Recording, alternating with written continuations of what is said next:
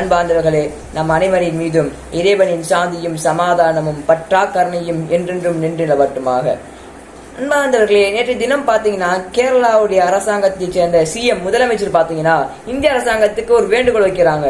எங்களுக்கு வேகமா ஏர்போர்ஸ் வேண்டும், ரெஸ்கியூ டீம் வேண்டும், நீங்க எங்களுக்கு ஃபண்டு ஒதுக்கணும் அப்படின்னு கேக்குறாங்க. இத ஏன் இது இப்படி கேட்டாங்க, இவ்வளவு முறையீடு ஏன் வச்சாங்க அப்படின்னா, நேற்று தினம் நம்ம செய்திகள்ல பார்த்திருப்போம், கேரளாவில் மண் சரிவு ஏற்பட்டுச்சு. கடுமையான மழை காரணமாக பேரழிவில் அந்த மக்கள் இருக்காங்க அப்படின்னு நம்ம பார்த்திருப்போம். இது எங்க நடந்துச்சு அப்படின்னா, கேரளாவில் உள்ள நம்ம அனைவருக்கும் தெரிந்த சுற்றுலா தலமான வயநாட்டில் நடந்த ஒரு சம்பவம். இது பாத்தீங்கன்னா ஒரு மலை பிரதேசம், அங்க எப்பவுமே மலைச்சால் இருந்துகிட்டு தான் இருக்கும். ஆனால் நேற்று தினம் அதிகாலை 1 மணி அளவுல கடுமையா மழை பெஞ்சிருக்கு. அங்க இருந்த மக்கள் எல்லாம் குடிசை வீட்டுல தான் இருப்பாங்க. ஏன்னா மலை பிரதேசம்னால குடிசை வீடுகள் மட்டும்தான் இருக்கும். அங்க நல்லா மழை பெஞ்சுக்கிட்டு இருந்ததுனால 2 மணிக்கு மேல பாத்தீங்கன்னா அந்த மண்ணெல்லாம் விரிவிட ஆரம்பிச்சிருது, மலையில உள்ள மண்ணெல்லாம். அதுக்கடுத்து தண்ணியோடு தண்ணியாக அந்த மண்ணும் சரிந்து வந்து இருக்கு, லேண்ட்ஸ்லைடு ஏற்பட்டிருக்கு, மண் சரிவு ஏற்பட்டிருக்கு. அதனால தூங்கி கொண்டிருந்த மக்கள் அமைதியாக அழகாக தூங்கி கொண்டிருந்த மக்கள் எல்லாம், குடிசை வீட்டில் உள்ள மக்கள் எல்லாம் அடிச்சுட்டு போயிருக்காங்க. இந்த மண் சரிவால் பாதிக்கப்பட்ட மக்களையே மூழ்கடிச்சு போன மக்களையே 35 கிலோமீட்டர் தள்ளி தான் மீட்டெடுத்திருக்காங்க. ஏன் அப்படின்னா, இந்த மலைக்கு கீழே ஒரு ஆறு போய்கிட்டு இருக்கிற காரணத்தினால இந்த மண் சரிவு ரொம்ப வேகத்தை அடைஞ்சிருக்கு.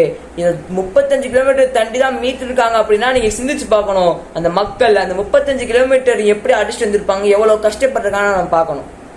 இதுவரைக்கும் கண்டெடுக்கப்பட்ட மக்கள்லயே 100க்கும் மேற்பட்ட மக்கள் இறந்து போயிருக்காங்க நமக்கு தெரிய வருது.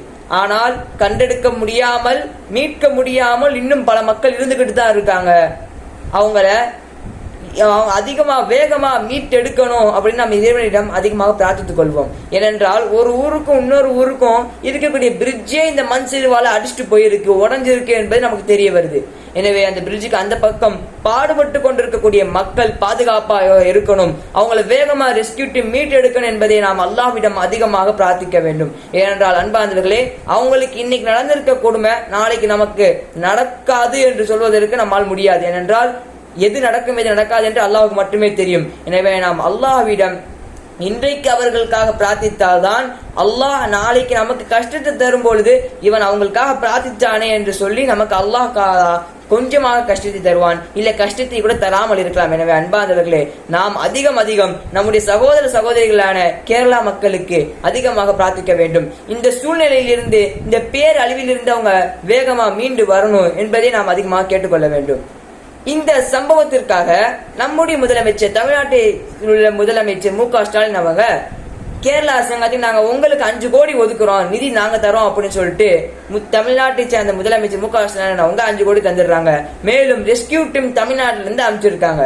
எனவே அன்பார்ந்தவர்களே, அரசாங்கத்தால் முடிந்த விஷயம் இது, நம்மால் முடிந்த விஷயம் அவங்களுக்காக அதிகமா துவா கேட்கறது மட்டும்தான். எனவே நாம் அவர்களுக்காக இறைவனிடம் அதிகம் பிரார்த்திக்கக்கூடிய மக்களாக அல்லாஹ் தஆலா நம்மை ஆக்கல் புரிவானாக. அஸ்ஸலாமு அலைக்கும் வரஹ்மத்துல்லாஹி வபரகாத்துஹு.